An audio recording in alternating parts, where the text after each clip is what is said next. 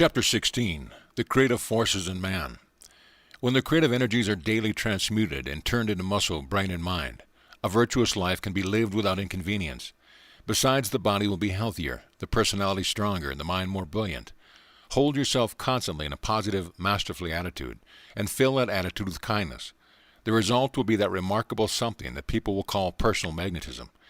Creative energy, when returned to the system, will give full vigor to the body, sparkle to the eye, and genius to the brain. There is enough power in any man to embark him to realize all his desire and reach the highest good he has in view. It is only necessary that all of this power be constructively applied.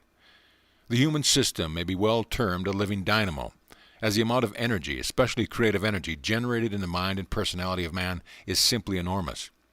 If we should try to measure the amount produced in the average healthy person, we should become overwhelmed with surprise, though we should naturally become even more surprised after learning how much power nature gives to man, and then finding that he applies only a fraction of it. We shall soon see the reason for this, however, and learn exactly why all this vast amount of energy is not turned to practical use. What is called creative energy in its broadest, largest sense is that power in man that creates, forms, or reproduces anything in the human system, and it divides itself into a number of groups, each one having its own special function. One group creates thought, another brain cells, another nerve tissues, another muscular tissue, another manufactures the various juices of the system, another produces ideas, another creates talent and ability, another reproduces the species, and a number of other groups produce the various chemical formations in the system. We therefore have all kinds of creative processes going on in the human system, and corresponding energies with which these processes are contained. One of the most interesting facts in connection with this study is that nature generates more energy for each group than is required for normal functioning through its particular channel. In consequence, we find a great deal of surplus energy throughout the system. Each function supplies a certain percentage, and as it is not used by the function itself, the larger part of it naturally goes to waste. And here is where our subject becomes decidedly important. All kinds of creative energy are so closely related that they can be transformed and transmuted into each other. What is wasted in one function can therefore be turned to actual use in another function. An extra supply can thereby be secured for the creation of thoughts and ideas, if such should be necessary, or an extra supply can be secured for the manufacture of the different juices of the system, or for the increases of muscular activity or functional activity in any one of the vital organs. Each group will readily change and combine with any other group, thus producing additional power in any part of the system at any time. More than half of the energy generated in the human system is surplus energy, and is not needed for normal functioning, either in mind or body, though there are many personalities that generate so much energy that fully 3/4 of the amount generated is surplus. The question is therefore, what shall be done with this surplus energy, and how any amount of it can be applied through any special function or faculty desired. If a person can accomplish a great deal, sometimes remarkable things, by only using a fraction of his energy, it is evident that he could accomplish a great deal more if some means could be found through which he might apply all of his energy. In fact, if such means were found, his working capacity as well as his ability might be doubled or trebled, and his achievements increased in proportion. If a certain amount of energy produces a certain degree of working capacity, twice as much energy would naturally double the working capacity, and this has been demonstrated a number of times. A great many people who have tried to transmute their creative energies and direct those energies into some special faculty have found that the working capacity of that faculty has been increased for the time being to a remarkable degree. But this is not the only result secured. The same process will also increase the brilliancy of the mind. And here let us remember that genius, in most instances, is accounted for by the fact that practically all of the surplus energy of the personality flows naturally into that faculty where genius is in evidence. To illustrate the idea further, take two men of equal personal power. Let one of them permit his surplus energy to flow into the different functions as usual, giving over a part to normal requirements, and the other to mere waste. We shall not find this man doing anything extraordinary, but let the other man give over to normal functions only to what is actually required, and then turn the remainder into his mind, or those parts of his mind that are being applied in his work. We shall find in this second case the ability will rapidly increase, and that in the course of time actual genius be developed. The genius could be developed by this process in every case, has not been demonstrated, though it is quite probable that it could be demonstrated without a single expression. However, no individual can turn surplus energy into any faculty without becoming more able, more efficient, and more competent in that faculty. To learn how to process can be carried out successfully under any circumstances is therefore thoroughly worthwhile. To proceed, we must first learn how these different groups of creative energy naturally act, and we find that each group goes, either naturally or through some habit, into its own part of mind or body. In other words, we find in the human system a number of streams of energy flowing in different directions, performing certain functions on their way, using up a fraction of their power in that manner, the rest flowing off into waste. Knowing this, the problem before us is to learn how to redirect those streams of energy so as to turn them to practical use where they can be used now, and thus not only prevent waste, but increase the result of our efforts in proportion. In brief, we want to know how we can take up all surplus energy, that is, all energy that remains after normal functioning has been provided for, and use that surplus in promoting more successfully the work in which we are engaged. And to learn how to do this, we must study the art of transmutation. What we call transmutation is not some mysterious something that only a few have the power to understand and apply, but one of the simplest things in nature, as well as one of the most constant of her processes. Nature is continually transmuting her energies, and it is in this manner that extraordinary results are found anywhere in the realms of nature, or anywhere in human nature where unconscious actions along greater lines have been the cause. Whenever any individual has accomplished more than usual, it is the law of transmutation through which the unusual has been secured. The use of the law may have been unconscious, though everything that is applied in past and unconsciously can be applied fully and thoroughly through conscious action. When anyone is using his mind continually along a certain line, and is so thoroughly absorbed in that line of action that it takes up his whole attention, we invariably find that the mind, while in that condition, draws an extra amount of energy from the body. Sometimes it draws too much, so that every desire of the body is, for the time being, suspended and the vitality of the different physical organs decreased below normal. A man while in this condition frequently loses desire for food, and we all know of inventors who have been so absorbed in their experiments that they have neither taken nor desired food for days. We have also found the same conditions in many others, especially among authors, composers, and artists, where the mind was given over completely to the subject at hand. And what is the cause but transmutation? When the mind takes up for its own use a great deal of the energy naturally employed in the body, the power of normal functioning will have so decreased that the desire for normal functioning will have practically disappeared for the time being. Another illustration with which we are all familiar is where every natural desire of the body disappears completely, for a time, when the mind is completely absorbed in some entirely different desire. And here we find the law that underlies the cure of all habits. If you would turn your mind upon some desire that was directly opposite to the desire that feeds your habit, and if you would give over your whole attention to that opposite desire, you would soon draw all the energy away from that desire which perpetuates the habit. The habit in question, therefore, would soon die of starvation. In the same way, people who are inclined to be materialistic could overcome the tendency entirely by concentrating attention constantly and thoroughly upon the idealistic side of life.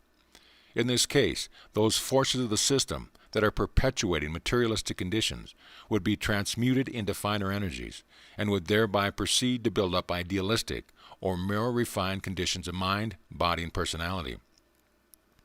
Both nature and human experience are full of illustrations of transmutation, so that we are not dealing in this study with something that lies outside of usual human activity. We are dealing with something that is taking place in our systems every minute, and we want to learn how to take better control of this something, so that we can apply the underlying law to the best advantage. In learning to apply the law of transmutation, our first purpose should be to employ all surplus energy, either in promoting our work or in developing faculties and talents. This process alone would practically double the working capacity of any mind, and would steadily increase ability and talent, and also in turn energy to good account that cannot be used in its own channel now. To illustrate, suppose you have a desire for a certain physical or mental action, and you know that it would not be possible to carry out that desire at that time. Instead of permitting the energy that is active in that desire to go to waste, you would turn that energy into some other channel where it could be used to advantage now. Our second purpose should be to direct all surplus energy into the brain and the mind in case we had more energy in our body than we could use, or that was required for physical functioning, and thereby become stronger and more efficient in all mental activities. Our third purpose should be to transmute all reproductive energy into talent and genius, when there is no need of that energy in its own particular sphere. And in this connection, it is well to mention the fact that a man who is morally clean, other things being equal, has in every instant greater ability, greater capacity, and greater endurance by far than the man who is not. While the latter is wasting his creative energies in useless pleasure, as well as in disease-producing habits, the former is turning all his creative energy into ability and genius, and the result is evident. In carrying out these three purposes, we can prevent all waste of mental and personal power. We can control our desires completely. We can eliminate impurity. And we can turn life and power into channels that will invariably result in greater mental power and brilliancy, if not marked ability and rare genius. To experiment, turn your whole attention upon your mind for a few minutes, and desire gently to draw all your surplus energy into the field of mental action. Then permit yourself to think along those lines where the mind is inclined to be most active. In a few moments you will discover the coming of new ideas in many instances. You will for several hours receive ideas that are brighter and more valuable than what you have received from some time. Repeat the process later and again for many days in succession, and it will be strange indeed. If you do not finally secure a group of ideas, they will be worth a great deal in your special line of thought or work. Whenever you feel a great deal of energy in your system and try to direct it into the mind, you will have the same result. Ideas will come quick and rapidly, and among them you will surely find a new and a few that have exceptional merit. In learning the art of transmutation, the first essential is to train your mind to think that all surplus energy is being turned into the channel you have decided upon. That is, if you are a businessman, you naturally will want all your surplus energy to accumulate in your business facilities. To secure this result, think constantly of your surplus energy as flowing into those faculties. This mode of thinking will soon give your energies the habit of doing what you desire to have done. It is a well-known law that if we continue to think deeply and persistently along a certain line, nature will gradually take up that thought and carry it out. Another law of importance in this connection is that if we concentrate attention upon a certain faculty or upon a certain part of the system, we create a tendency among our energies to flow towards that faculty or part. We understand, therefore, the value of constantly bearing in mind the idea that we wish to realize. What we constantly impress upon the mind through our thoughts and desires finally become a subconscious habit, and when any line of action becomes a subconscious habit, it acts automatically. That is, it works of itself. Before taking up this practice, however, it is necessary to determine positively what you actually desire your surplus energy to do. You must know what you want, then continue to want what you want with all the power of desire that you can arouse. Most minds fail in this respect. They do not know with a certainty what they wish to accomplish or perfect. Their energies, therefore, are drawn into one channel only, and another tomorrow, and nothing is finished. If you are an inventor, train your mind to think that all your surplus energy is constantly flowing into your faculties of invention. If you are a writer, train your mind to think that all your surplus energy is flowing into your literary talents, or whatever it is that you may be doing or want to do. Direct your energy accordingly. You will soon find that you will increase in power, ability, and capacity along the lines of your choice. And if you continue this process all through life, your ability will continue to increase no matter how long you may live. The second essential is to desire deeply and persistently that all your surplus energy shall flow into those functions or faculties that you have selected for greater work. Wherever your desire is directed, there the forces of your system will also tend to go. And herein we find another reason why persistent desire has such extreme value. The use of desire in this connection, however, must always be deep and calm, and never excited or overwrought. The third essential is to place your mind in what may be termed the psychological field, and while acting in that field to concentrate upon the part or faculty where you want your surplus energy to accumulate. This essential or process constitutes the real art of transmutation, though it is by no means the easiest to acquire. To master this method, a great deal of practice will be required, but whenever you can place your mind in the psychological field and concentrate subjectively upon any part of your system where you want surplus energy to accumulate, all your surplus energy positively will accumulate in that part within a few moments' time. Through the same process, you can annihilate any desire instantaneously and change all the energy of that desire into some other force. You can also, in the same way, reach your latent or dormant energies and draw all of your energies into any channel where high order of activity is desired. In fact, through this method, you can practically take full possession of all the power, active or latent, in your system and use it in any way that you may wish. That you should, after you learn to apply this method successfully, become highly efficient in your work is therefore evident, though this is not all. Extraordinary capacity, mental brilliance, and genius can positively be developed through the constant use of this method, provided, however, that nothing is done, either in thought, life, or conduct, to interfere with the underlying law of the process. To place your mind in the psychological field, try to turn your conscious actions into what may be termed the finer depths of the personality. That is, try to become conscious of your deeper life. Try to feel the undercurrents of mind and thought and consciousness, and try to act in perfect mental contact with those deep, underlying forces of personality and mentality that lie at the foundation of your conscious activity. An illustration in this connection will be found valuable. When you listen to music that seems to touch your soul, so that you can feel the vibration of its harmony thrill every atom of your being, you are in the psychological field. You are alive in another and a finer mental world, a mental world that permeates your entire personal existence. You are also in the psychological field when you are stirred by some emotion to the very depth of your innermost life. A deepening of thought, feeling, life, and desire will take the mind more or less into the psychological field. And whenever the mind begins to act in that field, you should concentrate your attention upon that faculty or part of your system where you wish extra energy to accumulate. Make your concentration alive, so to speak, with interest, and make every action of that concentration as deep as possible, and all your surplus energy will positively flow towards the point of concentration. The power of this process can be demonstrated in a very simple manner. Place your mind in the psychological field and then concentrate subjectively upon your hand, arousing at the time a deep desire for the increase of circulation in your hand. In a few moments, the veins on the back of your hand will be filled to capacity, and your hand, even though it might have been cold in the beginning, will become comfortably warm. Another experiment that is not only interesting in this connection, but may prove very valuable, is to concentrate in the same manner upon your digestive organs, in case the digestive process is retarded. You will soon feel more energy accumulating through the abdominal region, and any unpleasant sensation that you might have felt on account of indigestion will disappear entirely. In fact, even chronic indigestion can be cured in this way, if the method is applied for a few minutes immediately before and after each meal. The idea is simply this, that when you give extra energy to an organ, it will be able to perform its function properly, and whenever any function is performed properly, any ailment that might have existed in the organ at that function will disappear. A number of similar experiments may be tried, all of which will prove quite interesting, and beside will train the mind to apply this great law of transmutation. The following effects may be secured through transmutation. Working capacity in any part of the personality or mentality may be constantly increased. All the energy generated in the system may be employed practically and successfully. The mind may be made more brilliant, as it is an extraordinary amount of creative energy going into the mind that invariably causes mental brilliancy. Any faculty selected can be given so much of the surplus energy on the system that it will, almost from the beginning, manifest an increase in ability and will, in the course of time, manifest rare talent and even genius.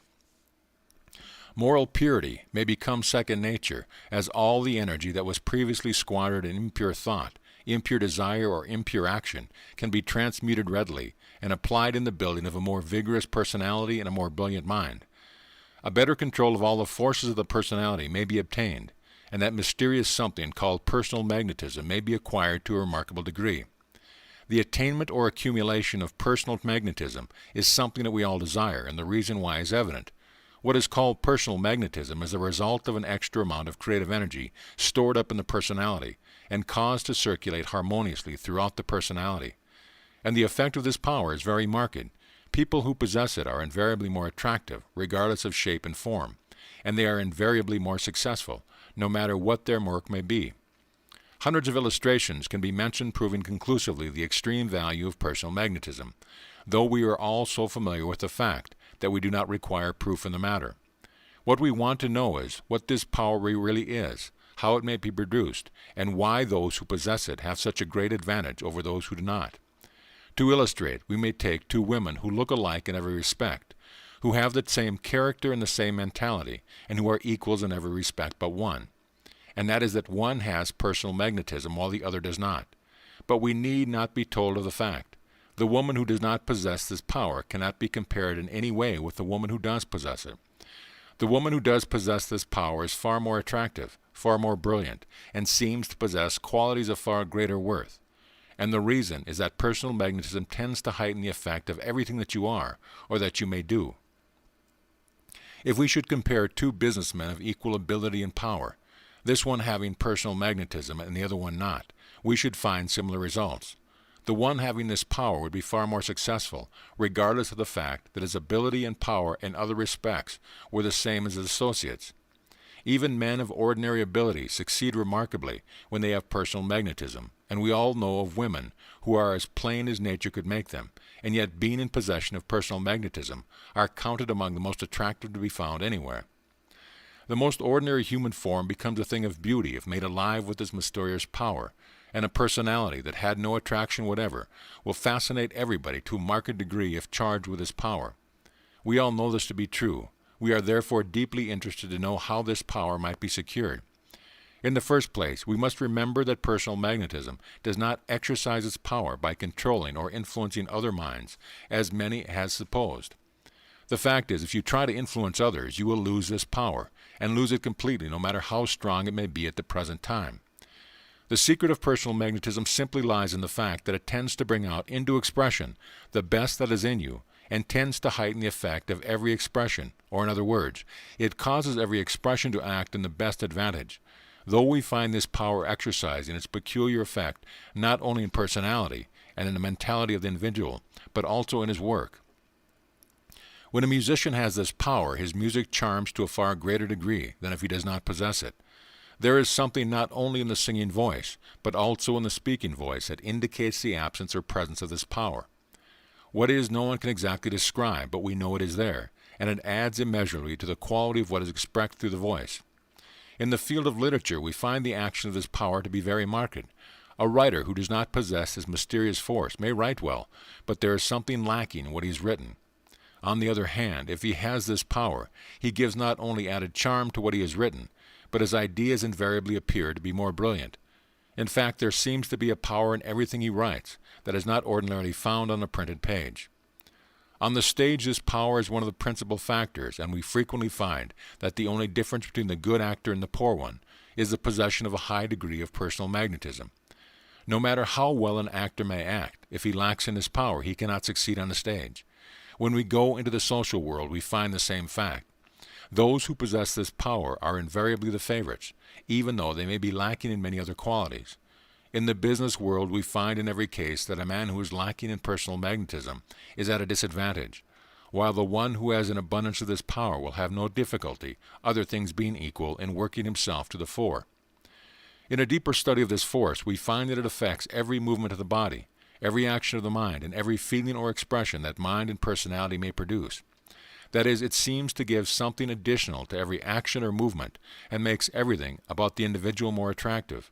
We might say that this force sets about everything about the person to a greater advantage. This power, therefore, does not act directly upon others, but acts directly upon the one who has it, and thereby makes the individual more striking, as well as more attractive, both in appearance and in conduct. What is good in you is made better if charged with this force, and every desirable effort that you make produces a better effort in proportion. Added charm, added attractiveness, and added efficiency. These invariably follow where the individual is in possession of a marked degree of this power. That which is beautiful is many times as beautiful where personal magnetism is in action, and that which is brilliant becomes far more brilliant when combined with this mysterious force. Many people are born with it and apply it unconsciously, though the majority who have it have acquired it through various forms of training. Any system of exercise that tends to harmonize the movements of the body will tend to increase to some extent the power of this force. Though when such exercises are combined with the transmutation of creative energy, the results will be far greater. The reason in this is found in the fact that what is called personal magnetism is the result of a great deal of creative energy held in the system, or transmuted into harmonious muscular or mental activity. The development of this power depends upon the proper training of the body in rhythmic movements, and the training of the surplus energy in the system to act harmoniously along the lines of constructive action in mind and body. A very important essential is to cultivate poise, which means peace and power combined. Try to feel deeply calm throughout your entire system, and at the same time try to give full and positive action to every power in your system. Try to hold in your system all the energy generated, and the mere desire to do this will tend to bring about what may be called accumulation of energy. To experiment, try for several minutes to hold all your energy in your personality. At the same time, try to give all that energy harmonious action within your personality. In a few moments, you will actually feel alive with power, and if you have succeeded very well with your experiment, you will really feel like a storage battery for the time being. You will have so much energy that you will feel as if you could do almost anything. Experiment in this way at frequent intervals until you get your system into the habit of carrying out this process unconsciously. You will thereby cause your surplus energy to accumulate more and more in your system, and you will produce that which may be called a highly charged condition of your personality, a condition that invariably means the attainment of personal magnetism. To secure this result, however, it is necessary to keep in mind, in an undisturbed attitude, to avoid all bad habits, physical or mental, to be in harmony with everything and everybody, and to exercise full self-control under every circumstance. In cultivating this power, realize that it is a result of surplus energy, held in the system and caused to circulate harmoniously throughout every part of the system. Remember that it is a power that does not act intentionally upon persons or circumstance, that it aims is not to control or influence anybody, but simply to act within the individual self and heighten the effect of anything that he or may be or do. End of chapter.